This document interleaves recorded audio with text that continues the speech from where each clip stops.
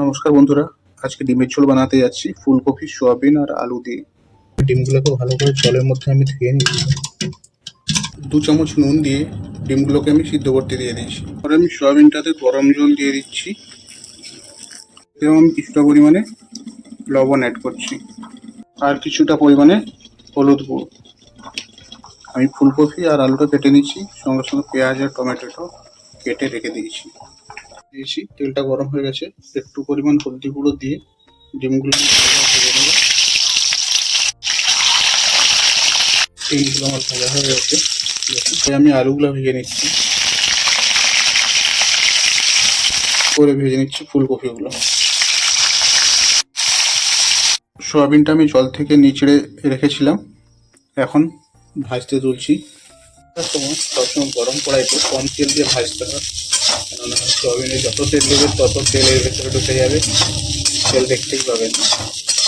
Soybean ভাজা আমার প্রায় কমপ্লিট হয়ে গেছে, লাল লাল করে ভাজার পরে কিছুটা তেল দিয়ে দিলাম কড়াইতে, এরপরে দেবো পেঁয়াজ। ভাজা সব কমপ্লিট হয়ে গেছে, সয়াবিন, এখানে ফুলকপি, আলু, ডিম। আমি একটা বড় সাইজের পেঁয়াজ দিয়েছি, এটাকে এখন আমি একটু ব্রাউন করে ভেজে নেব। পেঁয়াজটাকে ভাজা হয়ে গেছে, এখন দিয়ে দিচ্ছি টমেটো। এটা দিয়ে দিচ্ছি 4টার মতো কাঁচা লঙ্কা। এবারে দিচ্ছি 1/2 চামচ মতো আদা বাটা, 2 কোয়ার মতো রসুন বাটা। এরপরে দিচ্ছি 1/2 চামচ লঙ্কা বাটা, 1 চামচ হলদি গুঁড়ো, আর দিচ্ছি অল্প করে একটু জিরে গুঁড়ো। এবারে মশলাটাকে ভালো করে কষিয়ে নেব। মশলাটা আমার ভালো করে কষানো হয়ে গেছে, এবারে একটু দিয়ে দিচ্ছি গরম জল। দেখুন কত সুন্দর মশলা গা থেকে তেল ছেড়ে দিয়েছে। এবারে আমি আরেকটু জল দিয়ে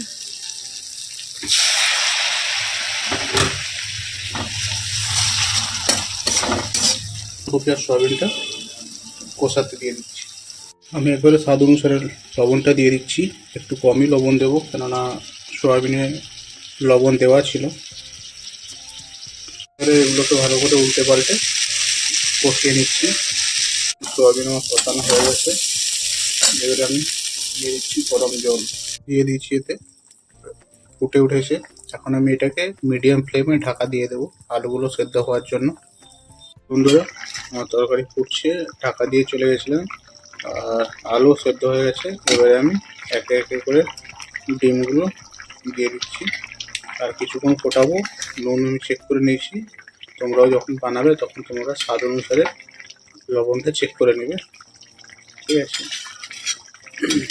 প্রথম ভিডিও বানাচ্ছি, কোনো ভুল হলে ঠিক করে দেবে, কারেকশান করে দেবে কমেন্ট বক্সে। তাহলে এটা ভালো করে ফুটিয়ে নিই, একটু কিছুক্ষণ ফুটে গেল। এরপরে আমি দিয়ে দিচ্ছি একটু অল্প পরিমাণে গরম মশলা। আমার রেসিপি কমপ্লিট হয়ে গেল। তোমরা বাড়িতে বানাও, দেখো কেমন লাগে খেতে, অবশ্যই ভালো লাগবে। আর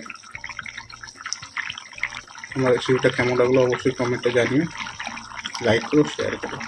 দেখাচ্ছি অন্য একটা রেসিপি।